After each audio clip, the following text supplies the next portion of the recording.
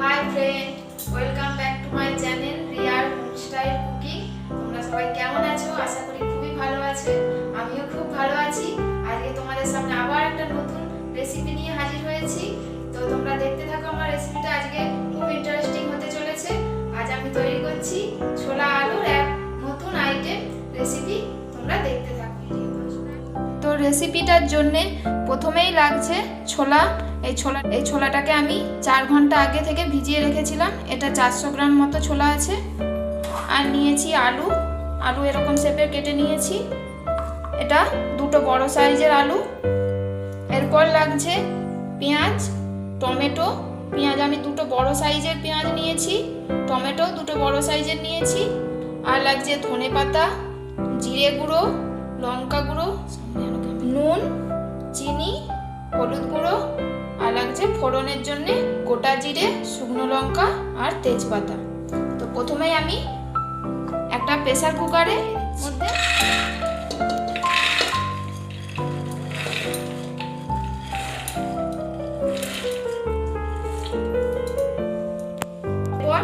এরই মধ্যে দিয়ে দিচ্ছি আলু।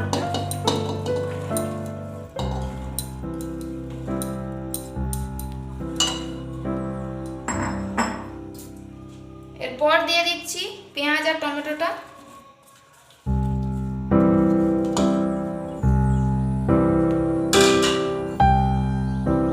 এরপরে তো দিয়ে দিচ্ছি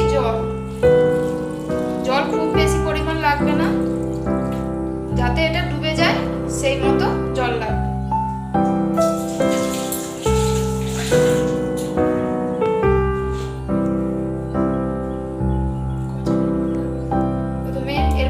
দিয়ে দিচ্ছি নুন 3 টিস্পুন মতো।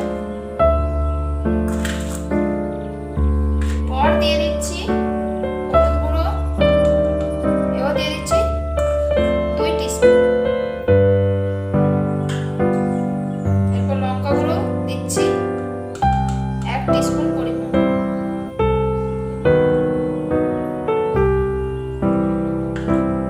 আর দিচ্ছি জিরে গুঁড়ো 1 টিস্পুন।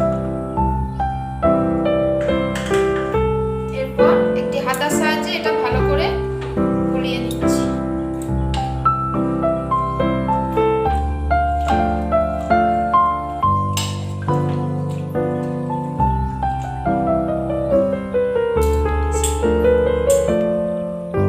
এরপর প্রেসার কুকারের ঢাকাটা দিয়ে দিচ্ছি।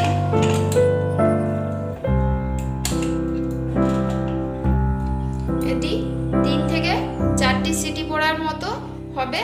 3 থেকে 4টে সিটি পড়লে হয়ে যাবে। তার জন্য আমি গ্যাস স্টোভটা জ্বেলে দিচ্ছি।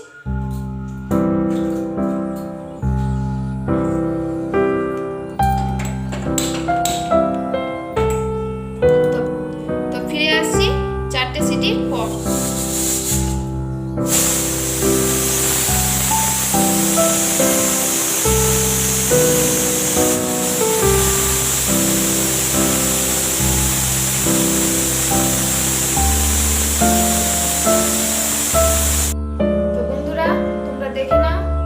এটা ডেজার্টটা একদম রেডি হয়ে গেছে।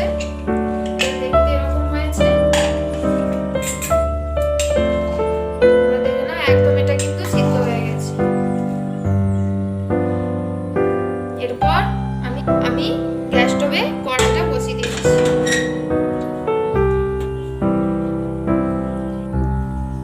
কড়াইটা একটু তেতে যাক।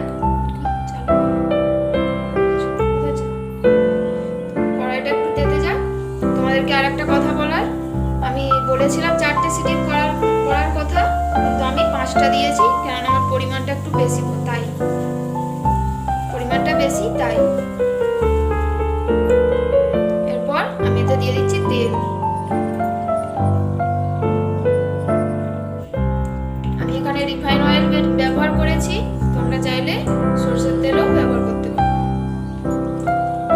তেলটা তেতে গেছে। এরপর যে ফোড়নগুলো আমি রেখেছিলাম সেটা এর মধ্যে দিয়ে দিচ্ছি।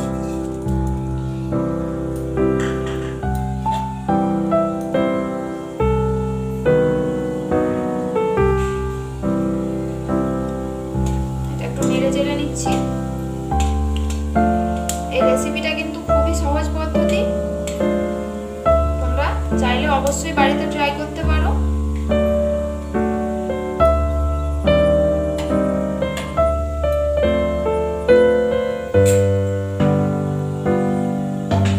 এরপর খুব সাবধানে এই ছোলা আলু সেদ্ধটা এর মধ্যে দিয়ে দিতে হবে। তার আগে গ্যাসের বার্নারটা একদম কমিয়ে দেবে। আমি এর মধ্যে দিয়ে দিচ্ছি ছোলা আলুটা আস্তে আস্তে।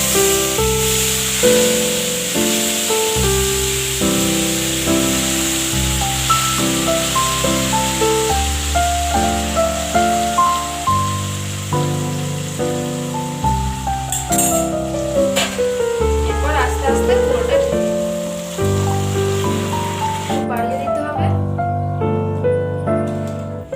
এরপর এটা খুব সুন্দরভাবে নাড়াচাড়া করতে হবে যাতে এটা ঝোলটা একটু মরে গিয়ে একটু কষা কষা হয়, একটু ভালোভাবে ফুটবে।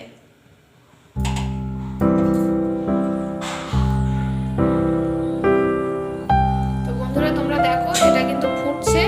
এই অবস্থায় এতে স্বাদ মতো আমি চিনিটা দিয়ে দিচ্ছি। চিনিটা 2 টিস্পুন মতো দিচ্ছি।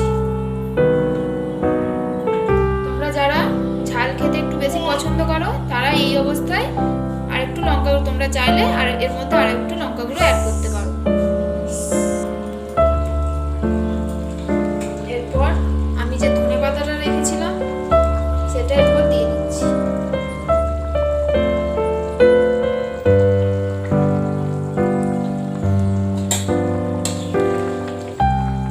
দেখো এর ঘনত্বটা কিন্তু এইরকম হবে।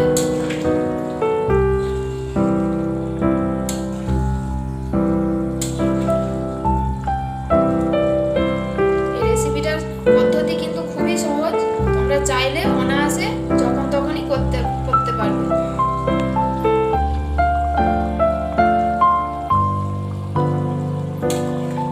বন্ধুরা তোমরা দেখো এটা একদম ফুটে একটু ঘনত্বটা একটু মোটা হয়ে গেছে। তোমরা দেখো এইরকম হবে।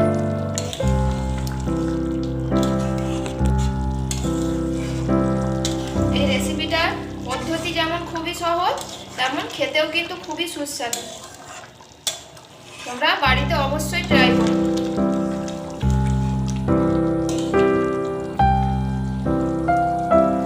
এরপর আমার এটা একদম কমপ্লিট হয়ে গেছে, আমি এবার নামিয়ে নিচ্ছি। তোমরা দেখো এটা একদম রেডি হয়ে গেছে। তোমরা এটা চাইলে রুটি কিংবা মুড়ির সঙ্গেও এটা খেতে পারো।